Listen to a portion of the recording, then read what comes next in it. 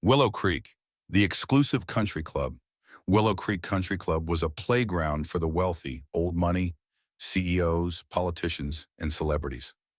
Membership wasn't just about money. It was about status, power, influence, and at the center of it all, Richard Lancaster, the longtime general manager, the man who controlled who got in and who didn't. To Richard, Willow Creek wasn't just it was his kingdom, and he made damn sure it stayed that way. Richard Lancaster, the gatekeeper of the elite. Richard had been running the club for over 20 years. He knew every member, every rule, every unspoken tradition, and he knew exactly who didn't belong. People like him, white, wealthy, well-bred, were the backbone of this club. Everyone else, a nuisance, a mistake, a disruption, especially black people. Richard never outright said it, but everyone knew.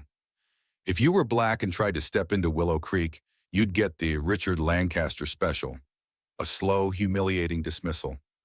But today was going to be different. Because today, someone Richard deemed unworthy was about to walk through those doors. A new guest arrives, and Richard immediately sees a problem.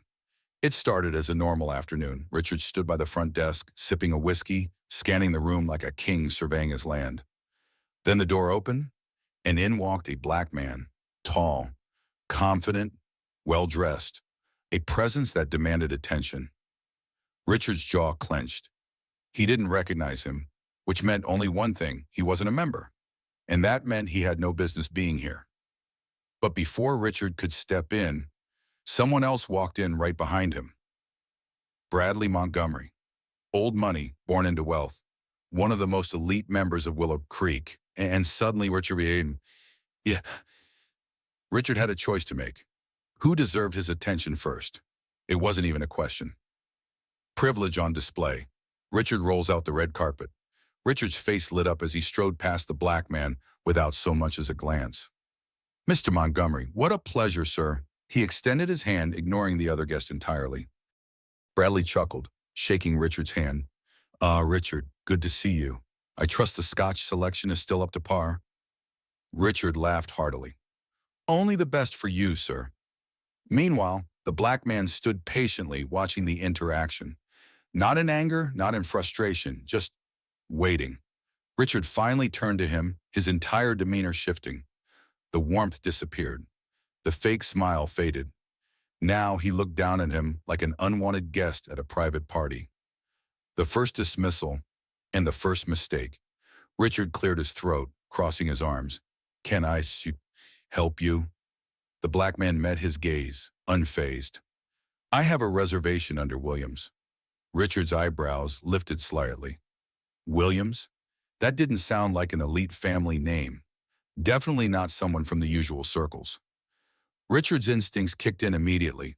This man didn't belong here, and it was his job to make sure he didn't stay. So Richard did what he did best. He made people like this feel small. "Are you sure you're in the right place?" The words were laced with condescension, dripping in superiority. Bradley Montgomery smirked, clearly entertained. But the black man? He didn't react. He simply smiled. A smile Richard didn't quite understand. A smile that, if he had been paying attention, should have made him nervous. But Richard wasn't paying attention, because he was too busy making his biggest mistake yet. End of part 1. Who is this man? Why does he seem so unbothered? And why is Richard about to regret everything? Richard makes it clear. This man doesn't belong here. Richard gave the black man a slow, deliberate once-over. The tailored suit, the polished shoes, the calm confidence. On the surface, he had the look of a successful businessman, but Richard wasn't fooled. To him, this man was nothing more than an outsider trying to play dress-up. And Richard made sure he felt that. "Williams, huh?" He turned to the receptionist without even acknowledging the man. "Check the system. Though I doubt we have a reservation under Williams." The receptionist hesitated, sensing Richard's hostility. But before she could check, Richard leaned on the counter and smirked. "You know, sir, this club has a very exclusive guest policy. We don't just let anyone walk in." Bradley Montgomery chuckled beside him, clearly amused. The black man, still smiling, still patient. But his eyes, they held something Richard failed to notice. A quiet power, a certainty, a knowledge that Richard had just made a terrible mistake. Do you even have a membership? Richard tries to humiliate him. Richard sighed dramatically, shaking his head. Look, let's just save everyone some time, yeah. This isn't the kind of place where you can just show up. He gave the black man a patronizing smile. Maybe you're looking for the country club on the other side of town? Bradley laughed out loud. Richard grinned. This was too easy. Humiliating people like him was practically routine. And yet, the man didn't flinch, didn't react, didn't get angry. Instead, he calmly reached into his pocket and pulled out a sleek black membership card. The moment Richard saw it, his stomach twisted. That card wasn't just a guest pass, it was a platinum membership, one of the highest tiers possible. Reserved for only the wealthiest, most influential people. The kind of people Richard couldn't refuse. But instead of backing down, Richard doubled down. Richard refuses to accept reality. His mind raced. There was no way this man had a platinum membership. No way he belonged here. He must have stolen it, or worse, someone must have given it to him out of pity. Richard straightened, crossing his arms. Nice try, but where did you really get that card? The entire room went silent. Even Bradley's smirk faded slightly. Because that was not something you asked a platinum member. The black man raised an eyebrow, still calm. Excuse me? Richard scoffed. I mean, let's be honest here. People like you don't usually, he caught himself, almost said the quiet part out loud. But the message was clear. To him, this man couldn't possibly have earned a place here, not on his own. Richard expected the man to get angry, to get defensive. But instead, he laughed. I'm exactly where I belong. The moment Richard should have realized. It wasn't a loud laugh, not forced, not sarcastic, just amused, as if Richard's ignorance was the funniest thing he had heard all day. And then the man leaned forward slightly and smiled. I appreciate the concern, but I can assure you I'm exactly where I belong. Richard's stomach twisted again, because something about the way he said it, it wasn't just confidence, it was certainty. Like he knew something Richard didn't, but Richard wasn't ready to back down, not yet. So he turned back to the receptionist, waving dismissively. Go ahead, verify it, but don't be surprised if this card turns out to be a mistake. The receptionist nodded and typed in the name. The moment she saw the results, her face turned pale. Her eyes darted up to Richard, nervous. Richard frowned. Well, what's the issue? The receptionist swallowed hard, then cleared her throat. Sir, his name is in the system. And right at that moment, Richard knew. He had just made the biggest mistake of his career. End of part 2. Reality hits, but Richard refuses to accept it. Richard's stomach dropped. This had to be a mistake. There was no way this man, this black man, had a platinum membership. Not in his club, not in Willow Creek. He had spent years making sure people like him never stepped foot in here. And yet, the screen didn't lie. Jordan Williams, platinum member. One of the highest tier members in the entire club. Richard clenched his jaw, his mind scrambling for an excuse. There had to be a loophole. There had to be a way to fix this, and then he found one, or at least he thought he did, because Richard wasn't ready to let go of his power just yet. There must be a mistake. Richard's last attempt to regain control. Richard forced a smile, though his hands clenched into fists. Well, Mr. Williams, I'm sure this is just a clerical error. Jordan raised an eyebrow. Bradley Montgomery, who had been watching this like a live TV drama, slowly stepped back. Even he knew Richard was about to dig his own grave. But Richard, he kept going. You see, platinum memberships are reserved for our long-standing patrons. I don't recall seeing your name in our archives, so I'm afraid I'll have to verify. Jordan cut him off with a small chuckle. Not a nervous chuckle, not an uncertain one, but the kind of laugh that said, you have no idea who you're dealing with. And then he leaned in slightly. You don't need to verify anything, Mr. Lancaster. Richard stiffened. He didn't like the way Jordan said his name. Like he was the one in control. You don't recognize me? You should. The shift in power begins.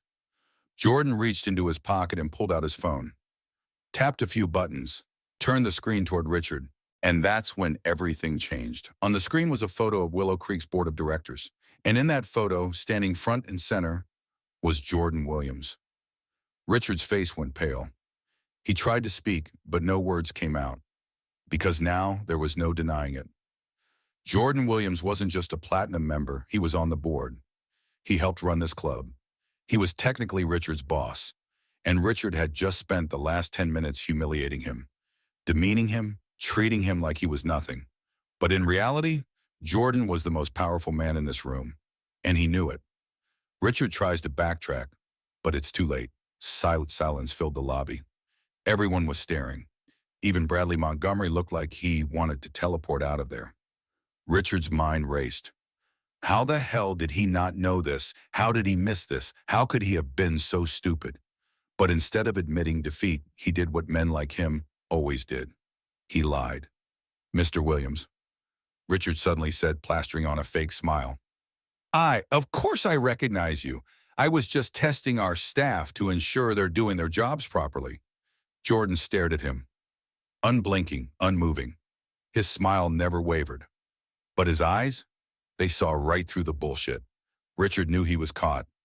And now, the only question was, how badly was he about to pay for it? End of part 3. What will Jordan do next? Is Richard about to lose everything? And how far will karma go to make him pay?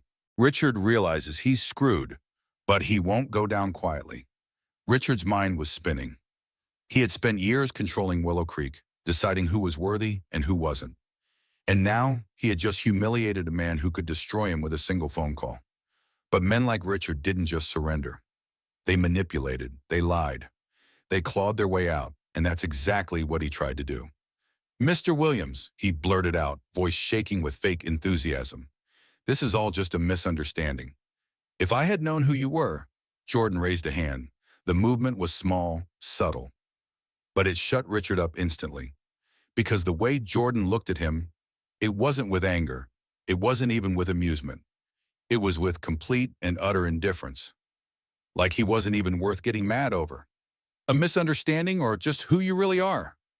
Jordan let the silence linger, made sure everyone in the room felt it. Then slowly he shook his head. "No, Richard, this isn't a misunderstanding." Richard swallowed hard. Bradley Montgomery, who had been smirking earlier, suddenly looked like he wanted to be anywhere but here. Even the receptionist was frozen in place. Jordan took a step forward.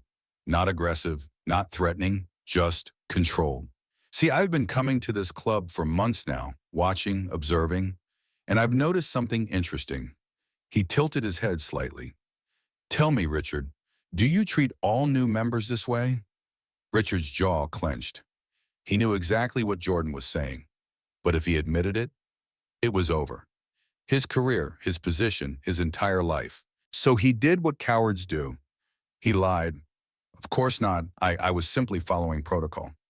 Jordan let out a small, almost disappointed sigh. "Right, protocol." His voice was calm, controlled. But the weight behind it, crushing. The whole room watches Richard fall apart. People were staring now. Not just Bradley, not just the receptionist, but other club members, staff, onlookers, who had been casually walking by. And they all saw it. The moment Richard Lancaster lost control, the arrogant, untouchable manager of Willow Creek looked small, powerless, weak, and Jordan knew it. But instead of pressing the attack, he let Richard crumble under the weight of his own actions. And then he delivered the final blow. "You're fired." The words that ended everything. Jordan pulled out his phone, tapped a few buttons, and held it up. The entire room could see the email on the screen. It was addressed to Willow Creek's board of directors. The subject line? Immediate termination of Richard Lancaster. Richard's mouth went dry. His hands trembled, his whole body locked up. This couldn't be happening. This couldn't be real. But it was, because Jordan wasn't just any board member. He had the authority to remove staff, and he just did. Richard opened his mouth, tried to say something, anything. But before he could, Jordan pressed send, and just like that, it was over. End of part 4. Richard just lost everything. But is this really the end, or is karma just getting started? How far will Piccoli fall? Richard just lost everything. And he knows it's silence. Not a single word was spoken. All eyes were on Richard. Just moments ago, he was the untouchable manager of Willow Creek, a man who decided who was worthy and who wasn't. And now he was nothing. He had just been publicly humiliated and fired in front of the very people he spent years trying to impress. His face turned red, part anger, part disbelief. This wasn't supposed to happen.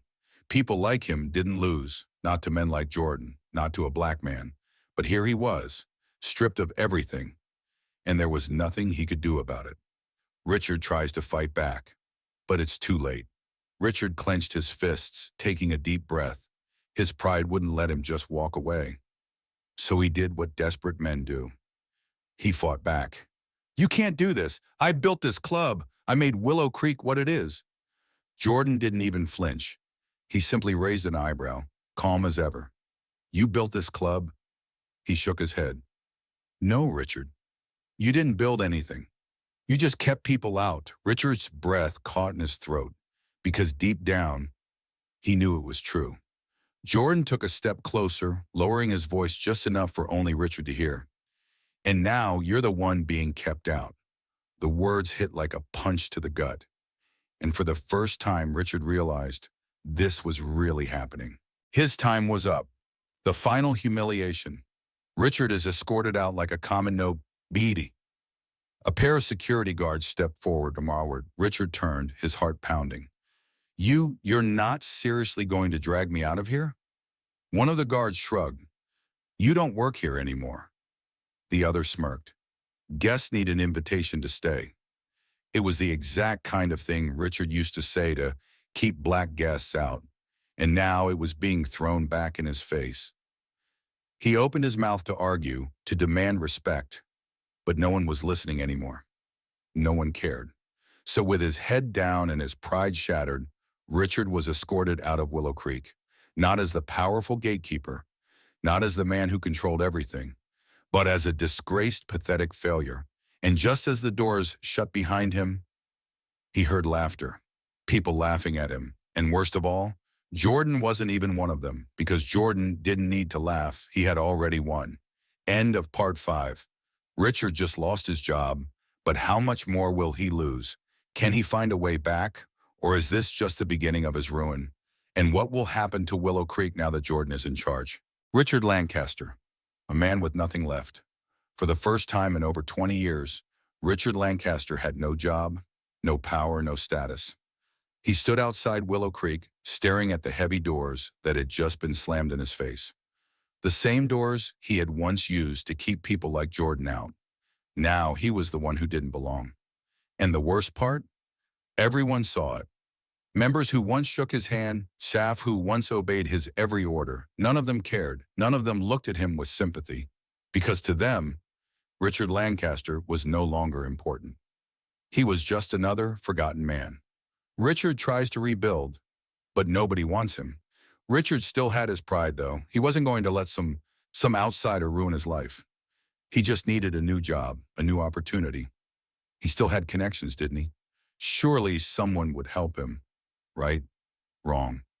Every country club, every high-end business he reached out to gave the same response. "We appreciate your application, but at this time, we've decided to move in a different direction." They didn't say it directly, but Richard knew the truth. He was radioactive. Jordan Williams was too powerful, too well-respected. No one wanted to be associated with the guy who had publicly tried to humiliate a board member. He was poison, and poison doesn't get second chances. From riches to struggling, Richard loses everything. Weeks turned into months. The savings Richard had?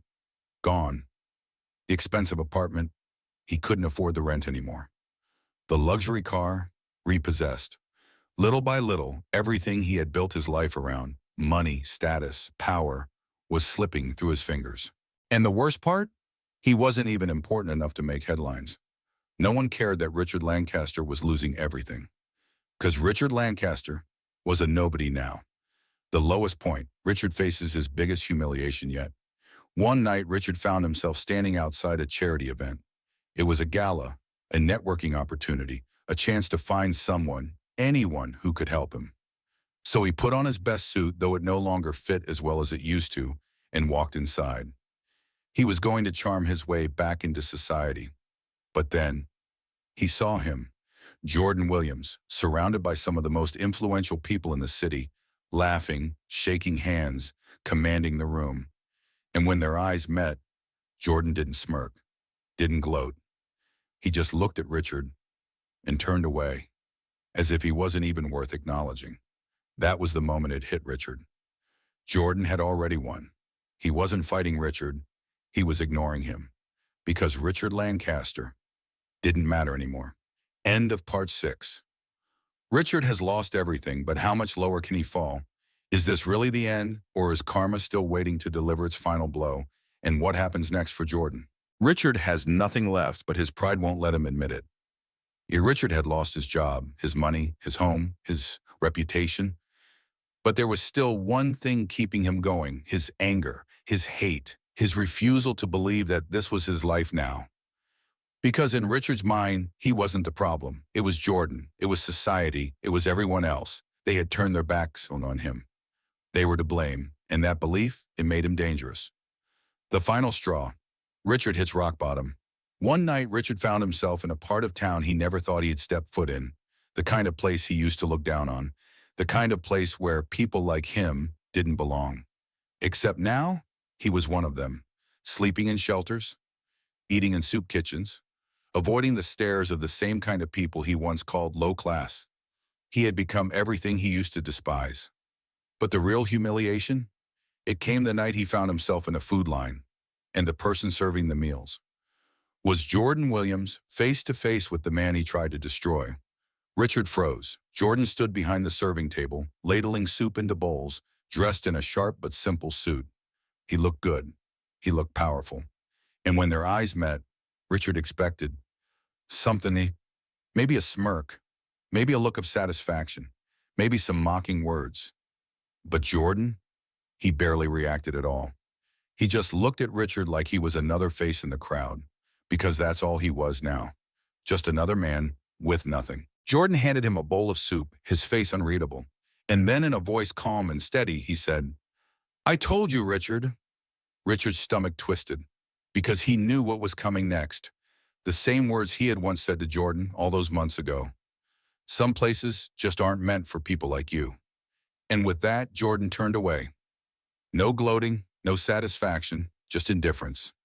Because Jordan didn't need revenge. Richard had already destroyed himself. End of part 7. Richard has hit rock bottom. But is this really the end? Is there any way for him to climb back up? Or will he fade into nothingness? And what does Jordan do next? Richard can't believe how far he's fallen. The soup bowl in Richard's hands felt heavier than it should, not because of the weight, but because of what it represented. He was being fed by the very man he had tried to destroy, the same man he had humiliated, disrespected, and dismissed as not belonging at Willow Creek. And now Jordan Williams wasn't just feeding him, he was ignoring him. Like Richard wasn't even worth acknowledging. It was worse than being mocked, worse than being insulted, because it meant Richard was no longer a threat. He was nothing.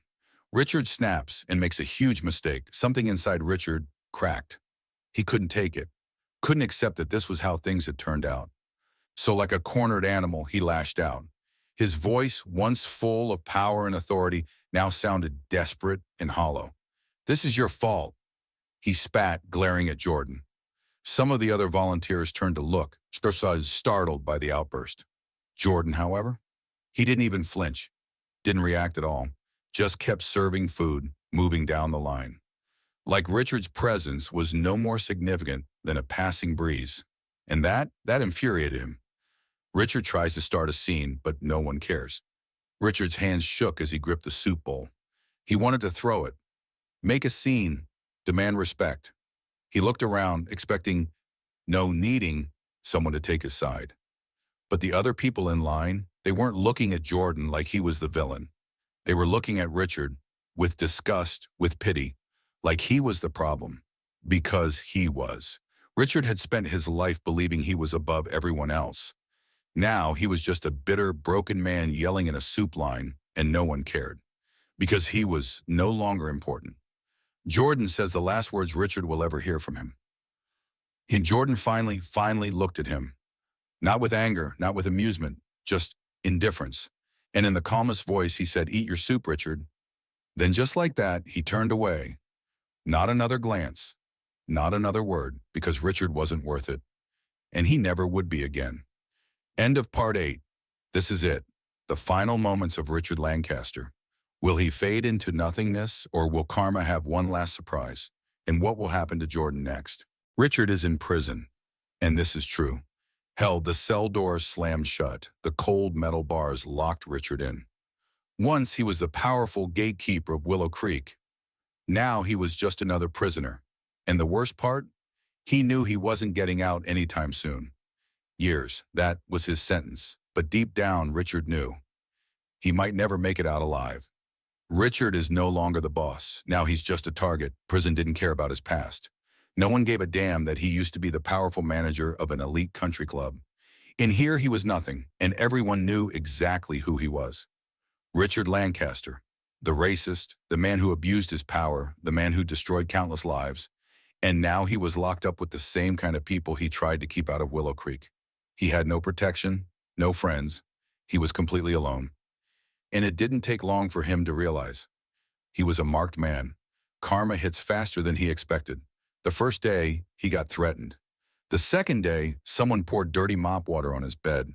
The third day, he got jumped in the yard. And no one helped him, because no one cared. He had spent his entire life looking down on others. Now, no one even looked at him. Richard Lancaster was a nobody, and he was living in his own personal hell. Jordan, the real winner. While Richard rotted in prison, the outside world kept moving forward.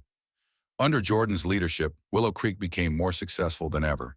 The exclusive country club that once only catered to the rich and privileged. Now it was a place for everyone.